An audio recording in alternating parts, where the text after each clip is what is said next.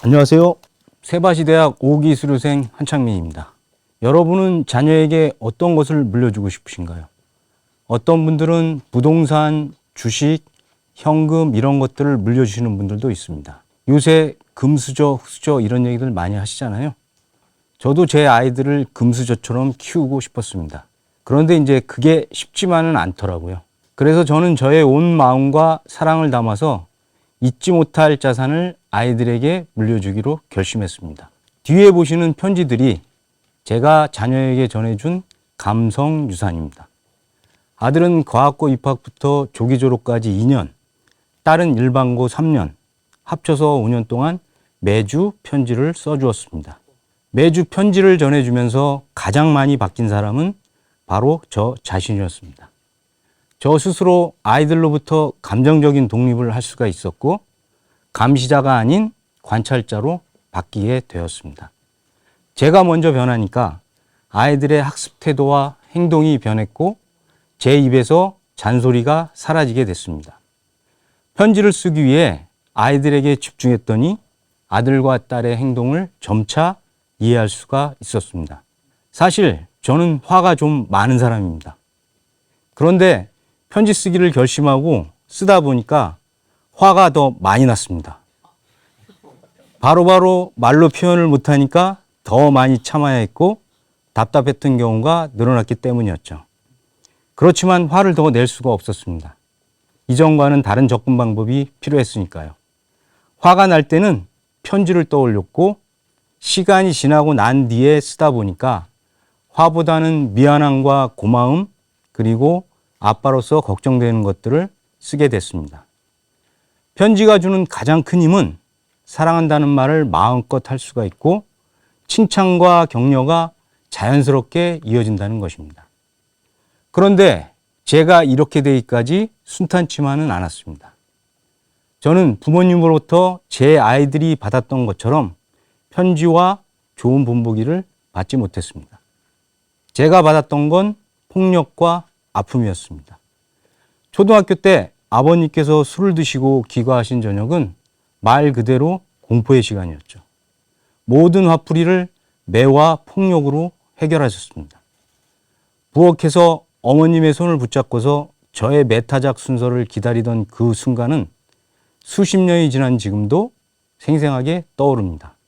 아버지에 대한 공포와 불만이 그대로 트라우마로 남아 제 성격에 큰 영향을 주게 되었습니다.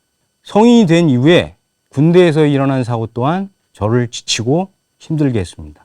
32년 전 선배 장교 저녁 축하 술자리에서 술에 취해 잠들어 있던 제가 바로 일어나지 못한다고 한 선배가 제 얼굴을 마구 때려서 오른쪽 귀의 청력이 완전히 소멸하였습니다.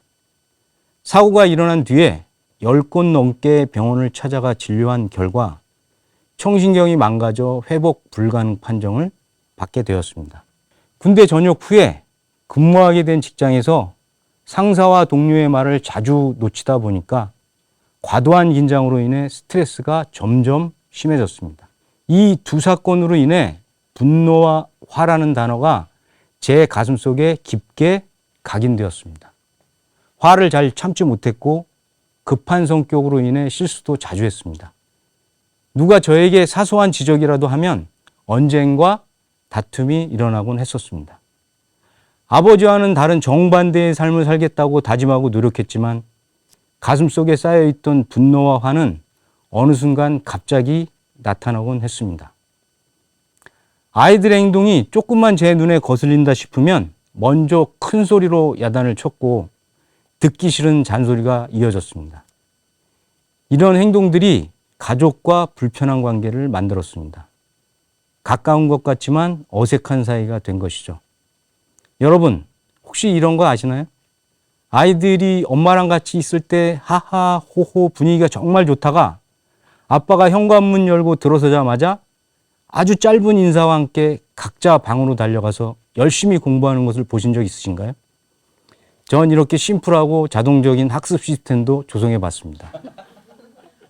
그런데 이런 상황이 정말 마음에 들지 않았기 때문에 다른 소통 방법을 찾게 된 것입니다. 아이들이 정말 힘들어했고 또 중요한 시기였던 고등학교 입시 기간 내내 작은 힘이라도 보태기 위해 편지 쓰기를 시작했고 성인이 된 지금도 가끔 써주고 있습니다.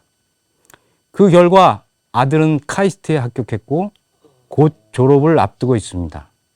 딸은 올해 중앙대 수석으로 졸업해서 현재는 학교에서 사수 선생님으로 일하고 있습니다. 뒤에 그림은 아이들이 편지를 받고 난 뒤에 느낌을 적은 것입니다. 아들의 아빠를 존경한다는 표현을 보고 저도 모르게 울컥해서 그만 눈물이 났었습니다. 그런데 이제 돌이켜 생각해 보니까 저도 부모님으로부터 이런 끈기와 성실함, 자식을 사랑하는 마음을 제대로 물려받았다는 생각이 들었습니다. 사랑하는 마음을 물려주고 싶은 건 너무나 당연한 겁니다. 사랑을 물려주고 싶으시냐? 아니면 상처를 물려주고 싶으시냐? 저는 여러분께 결코 편지를 쓰라고 권유하는 것이 아닙니다. 자녀를 사랑한다면 사랑의 표현을 물려주라는 겁니다. 앞에 계신 부모님들도 또 이 영상을 보고 계신 분들도 분명히 자녀에게 좋은 것을 물려주고 싶으실 겁니다. 그런 마음과 생각이 중요한 건 맞습니다. 하지만 더 중요한 건 자녀에 대한 사랑을 어떻게 표현할 것인가입니다.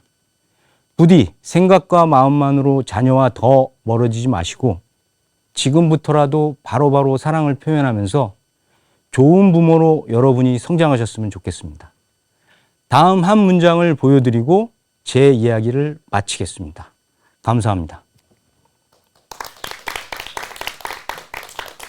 너 때문에 현연아 카트 많이 빠르고 제공하면 됩니다. 다시 하겠습니다. 이게 이제 안 되는 거거든. 아예 안 보인다. 바로 상대방이 학부모님과 학생. 네, 인지도를 50% 이상. 네, 거기 할게요. 네, 알겠습니다. 하나, 둘, 큐. 첫 번째로